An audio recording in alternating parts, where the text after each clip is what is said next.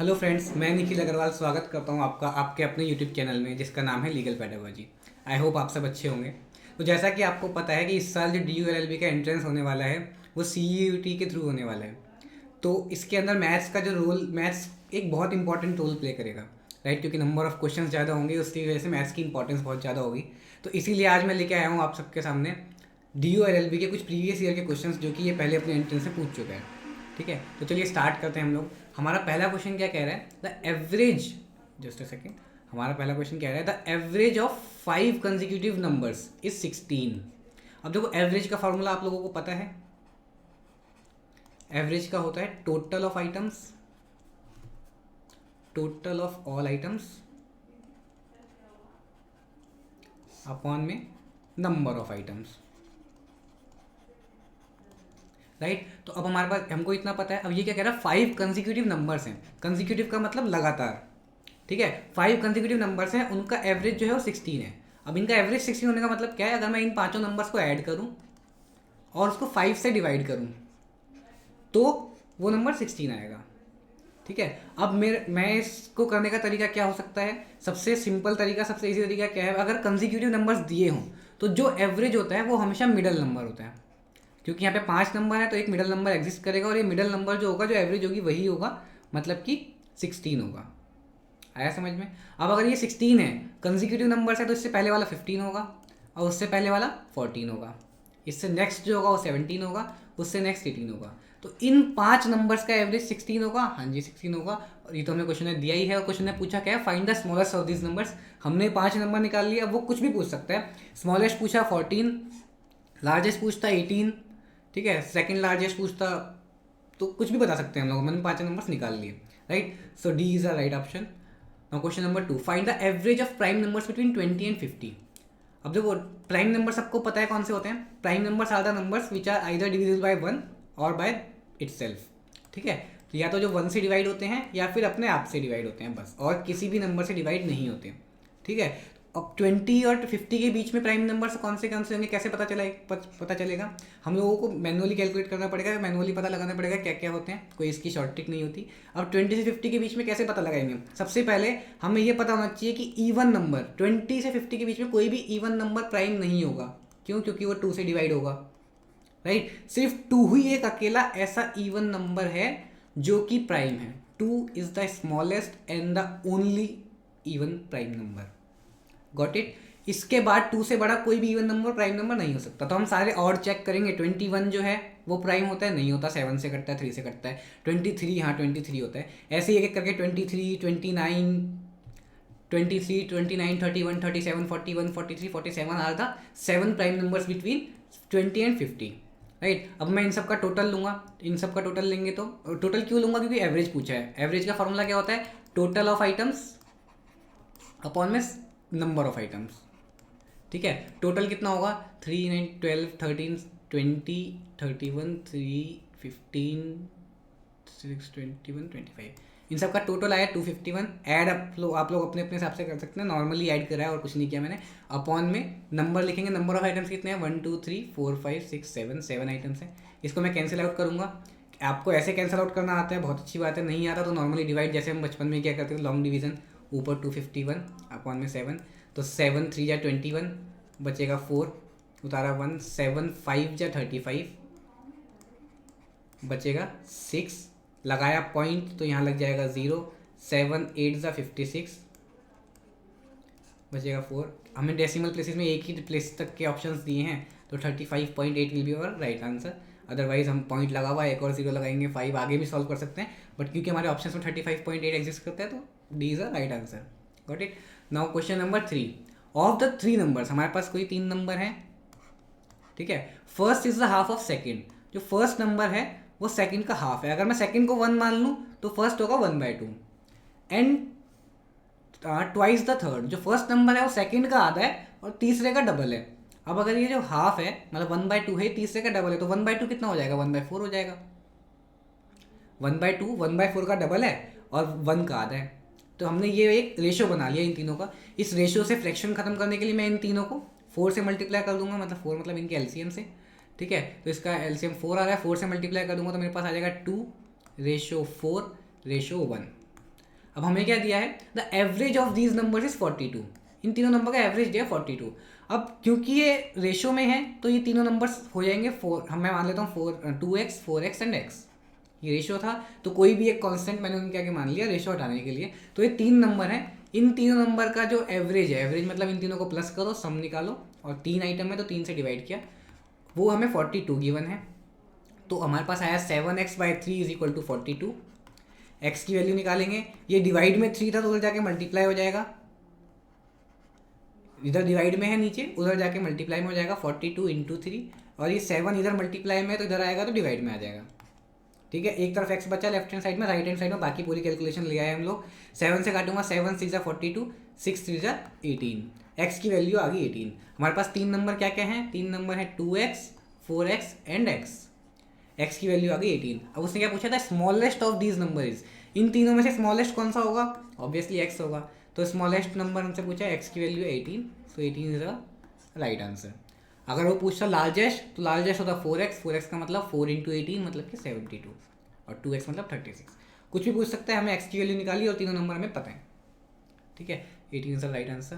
Now next question, the average age of 30 boys in a class is 15.2। अब देखो ये average का काफ़ी अच्छा क्वेश्चन है, सब लोग ध्यान समझेंगे क्या, कि 30 बॉयज की एवरेज एज दी है मुझे 15.2 ईयर्स।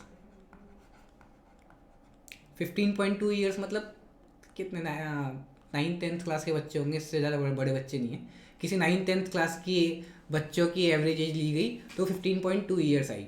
ठीक है, अब एवरेज का फॉर्मूला क्या होता है मुझे पता है, सम अपॉन में number is equal to average, ये मुझे पता है। तो यहाँ पे सम मुझे नहीं पता, नंबर पता है 30 बच्चे हैं, और एवरेज पता है 15.2। तो जो सम आया, सम of ages of 30 students, the sum of age of 30 students is 15.2 into 30 which will be equal to 15 3 45 456। ठीक है, अब वो क्या कह रहा है, 15 मोर बॉयज ज्वाइन द क्लास, 15 बच्चों ने और ज्वाइन कर लिया। अगर 15 बच्चों ने और ज्वाइन कर लिया तो जो नंबर था पहले वो पहले 30 था, अब 15 बच्चों ने और ऐड कर लिया तो नया जो नंबर हुआ वो हो गया 45। ठीक है, द एवरेज, और क्या कह रहा है, क्या the average age of the class is reduce by half year. तो जो एवरेज एज है वो रिड्यूस हो गई, तो न्यू एवरेज जो आई वो क्या आई, पहले थी 15.2 ईयर्स, अब उसने आधा साल कम कर दिया एवरेज एज, तो हम 0.5, आधे को मैं 0.5 लिख सकता हूँ, 0.5 माइनस कर देंगे, मतलब कि 14.7 ईयर्स जो है वो नया एवरेज मिल गया हम लोगों को। ठीक है, इसके बाद क्या कह रहा है, the average of new commerce. अब देखो नया एवरेज मिल गई मुझे, तो मैं नया जो सम होगा वो निकाल सकता हूँ, 45 बच्चों की एज का सम निकाल सकता हूँ। कैसे निकालूंगा, नया सम अपॉन में 45 बच्चे, नंबर सम अपॉन में number is equal to average, तो 45 नए बच्चों का नंबर ऑफ बच्चे हैं, और एवरेज जो है 14.7 है, तो S1 की वैल्यू आ जाएगी 14.7 इंटू 45, ये आएगा 661.5 ईयर्स। अब उसने पूछा क्या था, average age of new commerce. अब नए बच्चों की एवरेज पूछी है, नए बच्चे मतलब 15 बच्चों की एज का एवरेज। 15 बच्चों की एज के एवरेज के लिए मुझे 15 बच्चों की एज का सम चाहिए होगा। 15 बच्चों की एज का सम कैसे निकाल सकते हैं हम लोग, 45 बच्चों की एज का सम जो कि S1 है, माइनस में 30 बच्चों की एज का सम जो कि S है, मतलब कि नया जो हमने सम निकाला माइनस में पुराना वाला जो सम था। ठीक है, ये हमारे पास आएगा S1 माइनस S, वहाँ नहीं लिखा हो तो ये देखो 661.5 ईयर्स माइनस में 456 years which will be equal to 0.5, ऐसे कैसे रहेगा, ये 61 में से 56 गया 0.5 और 6 में से 4 गया 205.5 ईयर्स। नया सम आ गया, अब मुझे एवरेज निकालना है, आ गया, आप लोग खुद समझदार हो, सम अपॉन में नंबर्स, नंबर कितने 15 बच्चे, is the average of new commerce, कितना आएगा 15 1 ज़ा 15 बचेगा 5, 15 3 ज़ा 45 बचेगा 10 आया पॉइंट, 15 7 ज़ा 105। आप लोग वैसे डिवाइड कर सकते हो, नॉर्मल डिवाइड ही है, जिसको नहीं समझ में आया डिवाइड कैसे किया। ठीक है, तो 13.7 is the right answer, got it. Now question number 5, what is the product of all numbers in the dial of a telephone. ये तो देखो ऐसे मक्खन की तरह परोस के दे रखा था क्वेश्चन कि हाँ आप लोगों को नंबर्स चाहिए तो आप ये लो 4 नंबर मेरी तरफ से फ्री में रख लो। क्यों? यहाँ पे उसने बोला 1 2 3 4 5 6 7 8 9, कुछ ऐसा ही दिखता है टेलीफोन डायल। जो टेलीफोन होता है वो जो नंबर उसमें गिवन होते हैं ऐसे ही होते हैं। अब वो कह रहा है इन सबको मैं आपस में मल्टीप्लाई करूँ तो उनका प्रोडक्ट क्या होगा। अब भाई मैं इन सबको मल्टीप्लाई करूँगा तो इन सब में एक ज़ीरो भी आ रहे हैं। अब मैं ब्रह्मांड के किसी भी नंबर को, मतलब ऐसे इन्फिनिटी वगैरह मत लेके आओ, बट ब्रह्मांड के किसी भी नंबर को अगर मैं ज़ीरो से मल्टीप्लाई करूँ तो आंसर ज़ीरो ही आएगा। और यहाँ पे ज़ीरो दिख रहा है आप में से किसी को? नहीं दिख रहा, तो none of this is the right answer. Got it. No, question number 6 ये क्या कह रहा है? प्रोबेबिलिटी का क्वेश्चन है, बहुत प्यारा क्वेश्चन है। क्या? 1 card is drawn from a pack of 52 cards. 52 पत्तों की गड्डी होती है, सबने खेली होगी कभी ना कभी, ठीक है। तो what is the probability that the card drawn is either a black card, या तो ब्लैक कार्ड आए। अब ब्लैक कार्ड कौन सा होता है? आप लोग समझ गए, दो दो दो ही कार्ड होते हैं, दो ही रंग के कार्ड होते हैं, एक लाल कलर के एक ब्लैक कलर के और एक रेड एंड ब्लैक। तो रेड को हटा दो, सिर्फ ब्लैक कलर के कार्ड प्लस क्वीन। यहाँ पे और लिखा है, अगर एंड लिखा होता तो हम लोग अलग तरीके से ट्रीट करते कि वो ब्लैक भी हो और क्वीन भी हो, लेकिन इसमें मतलब या तो ब्लैक हो या क्वीन हो। तो नंबर ऑफ ब्लैक कार्ड कितने होते हैं एक गड्डी में? नंबर ऑफ ब्लैक कार्ड होते हैं 26। और नंबर ऑफ क्वीन कितनी होती हैं? नंबर ऑफ क्वींस होती हैं हमारे पास 4। लेकिन इन 4 में से 2 तो ब्लैक ही होती हैं, तो मतलब 26 ब्लैक कार्ड प्लस में 2 ऐसी क्वीन जो कि ब्लैक में काउंट नहीं हुई, तो 28 ऐसे कार्ड्स हो गए फेवरेबल आउटकम्स जो हमसे वो पूछ रहा है कि या तो वो ब्लैक कार्ड हो, ये ब्लैक कार्ड है और ये क्वींस है, ठीक है। तो हमारे उसने क्या पूछा है? प्रोबेबिलिटी का हमें पता है, favourable number of favourable outcome upon में टोटल 52। 4 से कैंसिल आउट करेंगे, 4 7 से 28, 4 13 सा 52, प्रोबेबिलिटी विल बी 7/13, ठीक है। इसके अंदर और भी कुछ घुमाएगा तो इतना ही घुमा सकते हैं जितना हमें पता है कि हाँ हमें आपको बस इतना पता होना चाहिए एक ताश की, मतलब एक पैक ऑफ 52 कार्ड्स के अंदर कितने कितने टाइप के क्वेश्चन हो सकते हैं, कितने टाइप के कार्ड हो सकते हैं। ब्लैक हो सकता है, क्वीन हो सकता है, एस हो सकता है, किंग हो सकता है, जैक हो सकता है, ठीक है। 1 2 3 4 मतलब 2 से लेकर 10 तक ये हो सकते हैं। तो बस इतना कॉमन सेंस जरूरी है कि पता होना चाहिए कार्ड्स में कितने किस किस टाइप के कार्ड होते हैं। और ये क्वेश्चन ज़्यादा घूम नहीं सकता, तो इसकी टेंशन लेने की जरूरत नहीं है। Now question number 7, a person sold a watch for ₹1520।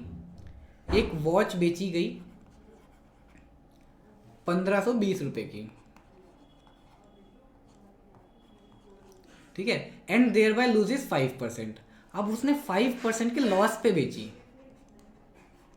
5% के लॉस पे बेची का मतलब क्या है कि 100% तो उस कॉस्ट की जो मतलब जो घड़ी है उसकी कॉस्ट होती है या प्राइस होता है। अब उसने उसमें से 5% का लॉस करके बेचा, मतलब उस घड़ी के एक्चुअल प्राइस का कितने परसेंट में बेचा? 95% में बेचा। आया समझ में? अब मैं मान लेता हूँ कि उस घड़ी का जो प्राइस है वो एक्स है, बस समझाने के लिए, ठीक है। तो 95% ऑफ एक्स जो उसने दिया है वो किसके बराबर दिया है? 1520 रुपये के बराबर। तो अब मैं परसेंटेज हटाऊंगा तो अपॉन में 100 आएगा, इनटू में x is equal to 1520 rupees. अब मैं कैंसिल आउट करूँगा, कैंसिल आउट यहाँ पे कर सकता हूँ, 5 से काटूंगा, 5 19 सा एंड 5 20 सा। अब एक्स को एक साइड रखेंगे, बाकी सब दूसरी साइड ले जाएंगे। इधर 15 20, इधर 20 डिवाइड में था, उधर जाके मल्टीप्लाई में, और उधर 19 मल्टीप्लाई में था, इधर आके डिवाइड में आ जाएगा। 19 से काटेंगे, 19 8 सा 152, हाँ, और 0 का 0, तो x की वैल्यू आ गई 1600। x क्या था? x था प्राइस ऑफ वॉच। तो उस वॉच का प्राइस कितना है? 1600 रुपये। अगर उसने 5% के लॉस पे बेची तो कितने की बेची थी? 1520 की। अब वो क्या कह रहा है? इन ऑर्डर टू गेन 10%, पहले नुकसान में बेच दी, लेकिन अगर वो ये कह रहा है अगर उसको 10% के प्रॉफिट पे बेचनी होती तो प्रॉफिट पे बेचनी होती तो भाई इसमें ऐड कर देते प्रॉफिट। तो 10% का प्रॉफिट मतलब 160 का 10% 160, तो कितने की बेचता है? कितने जो प्राइस होता सेलिंग प्राइस वो कितने क्या होता? 1600 प्लस 160 इज इक्वल टू 760, मतलब कि बी ऑप्शन। दोस्तों ये थे 7 सवाल जो हमने इस वीडियो में करे। क्योंकि वीडियो की लेंथ लंबी हो रही थी, हम बाकी क्वेश्चन नेक्स्ट वीडियो में करेंगे। आपको ये वीडियो पसंद आई हो तो इस वीडियो को लाइक और शेयर जरूर करें, और कोई भी क्वेश्चन हो तो कमेंट सेक्शन में जरूर बताएं। Thank you.